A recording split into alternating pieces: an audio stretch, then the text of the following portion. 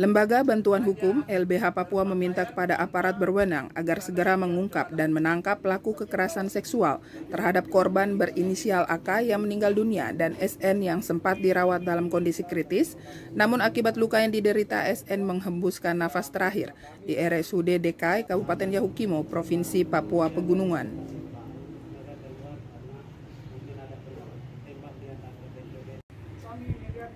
Dalam konferensi pers bersama LBH Papua dan juga keluarga korban di Jayapura, Saulus Bayage, Ketua Ikatan Amuma, menjelaskan kronologi kejadian memilukan tersebut. Singkat untuk almarhum Amira Kabak, dia keluar dari rumah jam 5 karena dia sebagai pengungsi. Saat itu mereka menetap di Kilo 5, tapi karena perlawanan antara TNI Polri sama CPMB, maka itu saat itu mereka pengungsi dan juga tinggal di sana susah karena semua perkebunan semua di atas. Akhirnya juga saat itu mama keluar jam 5 turun ke bawah dan juga dia melengkapi kebutuhan dalam rumah di kebun. Nah, setelah itu dia mau pulang dan juga orang tak dikenal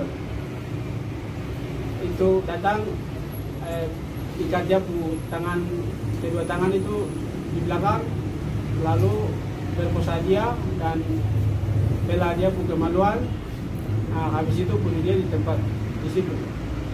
Nah, maka kami keluarga berharap bahwa tidak sesuai kemanusiaan yang dilakukan oleh pihak terkait, maka kami keluarga harap kepada LBH Papua bisa mendukung untuk kejadian ini. Penjelasan lainnya juga disampaikan Agustinus Mohi, Ketua Rukun Keluarga Angguruk Pronggoli, Panggema Kosarek atau RK Anpropakos Jayapura. Kami merasa bahwa kami ada karena ada orang tua di sana, sehingga kami tidak bisa diam dalam hal menyikapi atas pembunuhan Ibu Amira Kabak, tetapi juga Ibu Selopele, sehingga kami akan berbicara. Mungkin menyangkut dengan kronologis sudah dijelaskan dari keluarga, tetapi mungkin di sini kami hanya mau menambahkan sedikit bahwa pada tanggal 13 hari Rabu pukul tepat 5.00 Ibu Amira Kabak ke kebun untuk mengambil hasil kebun. Setelah sudah mengambil, sudah siap dan mau balik, namun tiba-tiba saat istirahat tiba-tiba orang tak dikenal muncul lalu mengancam, menyiksa lalu membunuh. Dan aksi yang dilakukan ini pembunuhannya sangat sadis, tidak manusiawi. Karena diancam lalu disobek pada alat kelaminnya, dan ini sangat tidak manusiawi, sehingga kami sebagai ikatan yang berada di tingkat mahasiswa tetapi juga perwakilan daripada daerah di sana mau menyikapi hal ini bahwa Kapolres setempat, yaitu Kapolres Kabupaten Yahukimo, segera menangkap pelaku atas tindakan ini, karena daerah kerjanya, maka segera menangkap dan mengadili secara hukum, secara aturan yang ada. Sementara itu, Direktur LBH Papua Emmanuel Gobay meminta Komisi Nasional Anti Kekerasan Terhadap Perempuan untuk langsung turun ke Yahukimo guna menindaklanjuti kasus kekerasan terhadap perempuan yang berujung pada korban meninggal dunia tersebut. Gobay secara tegas meminta kepada aparat agar segera mengungkap dan menangkap pelaku. Hal itu sebagai bentuk keadilan bagi korban dan keluarga korban.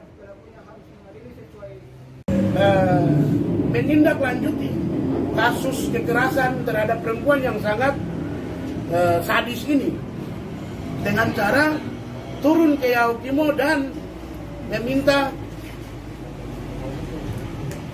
kejelasan atas peristiwa ini. Itu bagian dari upaya negara melalui Komnas Perempuan untuk memberikan perlindungan kepada perempuan yang ada di daerah konflik bersenjata. Kalau kemudian dibiarkan, kami takut akan sama cerita seperti nasib perempuan-perempuan yang ada di Kabupaten Nduga yang menjadi pengungsi, nasib perempuan-perempuan yang ada di Kabupaten Intan Jaya yang menjadi pengungsi, nasib perempuan-perempuan yang ada di Kabupaten Pegunungan Bintang yang menjadi pengungsi. Begitu pula di Maibrat.